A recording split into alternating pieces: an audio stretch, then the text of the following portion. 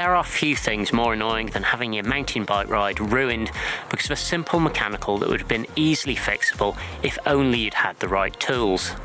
That's why it pays to be prepared, whether you're going for a quick rip from home, a longer day ride, or somewhere a little bit more remote. In this video, I'm going to run through the sort of kit that I think you should put in your pack or on your bike for each of those eventualities, making sure that whatever the trail throws at you, you'll be able to get back safe.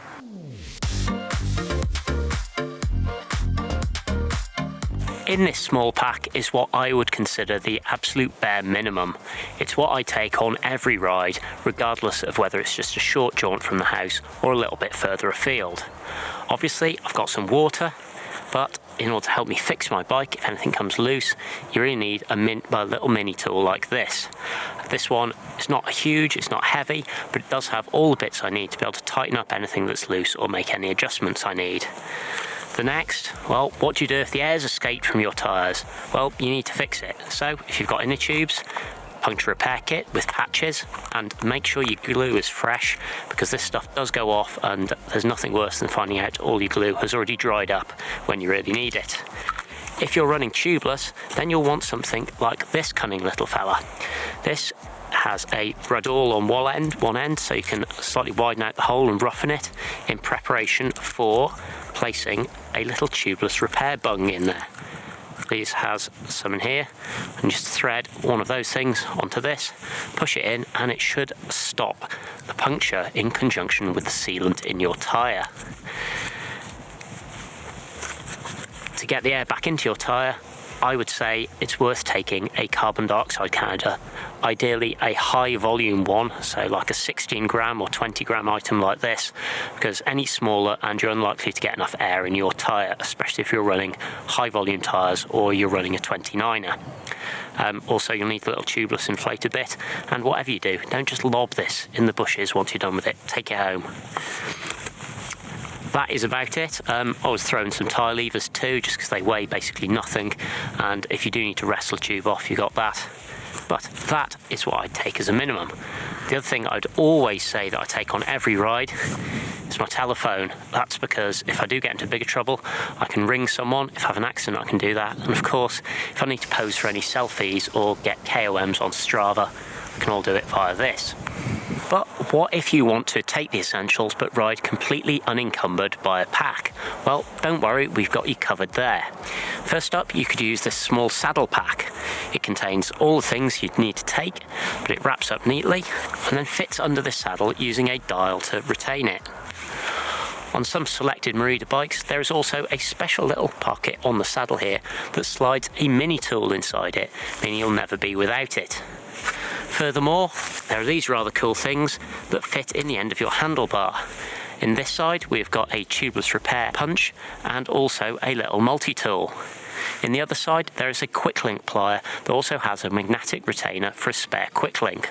So, no matter where you go riding or when you go riding, you know you'll take the basics with you. And of course, for hydration, the good old water bottle cage.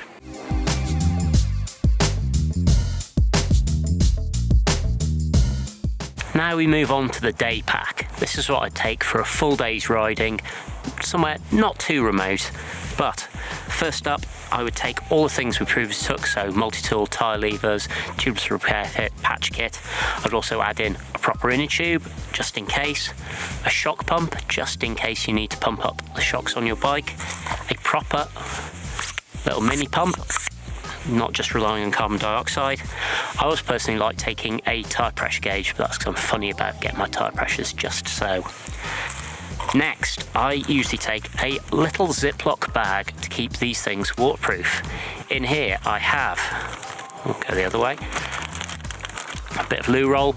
It's really useful for cleaning your glasses, mopping up stuff, and also for being loo roll. I also have a bit of duct tape. This is wrapped around a pencil, but you know, duct tape's super useful for fixing things. Following on from that, zip ties, also super useful getting you out of trouble.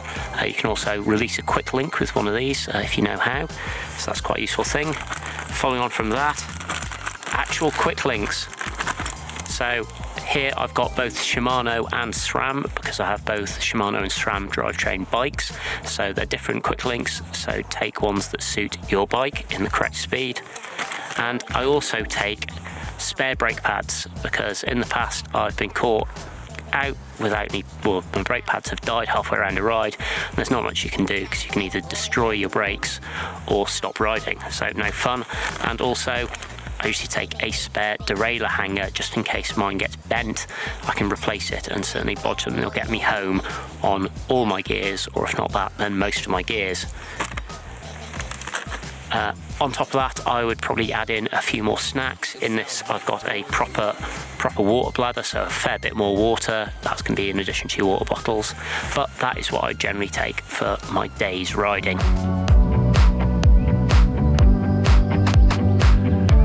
So if you're stepping up from just a gentle day ride, you're going to go somewhere a bit more remote, or it's just a very, very long ride, maybe with poor weather conditions, then taking a big pack is a good idea.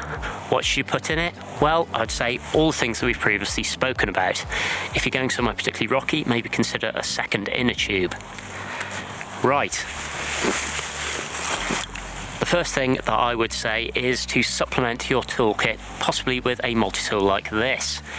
It's got a useful set of pliers which you can do an awful lot of bodging and fixing with, and knives, files, they can really get you out of trouble. Good quality set like that. I would also suggest that if you're going for a very long distance that you take a small bottle of extra lube. It'll stop your chain squeaking and your drivetrain will thank you for it.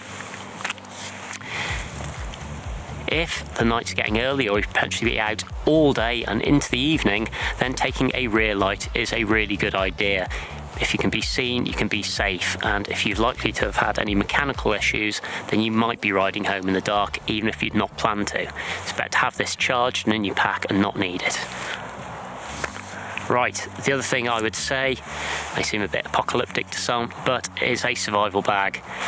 They don't weigh very much, but if you have an accident or one of your friends has an accident, then being able to get them in this and keep them warm and cozy until help arrives can make a really big difference between having hypothermia and being in serious trouble and not. So it weighs barely anything, just leave it in the bottom of your pack. On a similar line, better to plan for the worst and not have to do it. But here is a first aid kit. So this is a fairly good mountain one. It's got everything you need. Of course, everything in this first aid kit is useless unless you have the knowledge how to use it. So I'd suggest going on a first aid course as well. It's also worth just, not everyone in your group has to take one of these, but as long as one person has got it and one person knows how to use it, you'll be fine. Additional things that I like to chuck in here, maybe a woolly hat, keeps you warm on brakes. Extra set of gloves. If yours are wet and soggy, it can be really miserable, so having some dry gloves to switch into can be a bit of a godsend. And of course, as much food as you think you'll need, plus a little bit more. Anyway, I hope you've enjoyed this video and you find it informative and hopefully a little bit educational. If you've got any suggestions for things that you always keep in your pack, then feel free to let us know in the comments down below. If you've enjoyed the video, feel free to give it a like, and for more of this sort of thing, consider subscribing to our channel. Anyway, thanks, goodbye.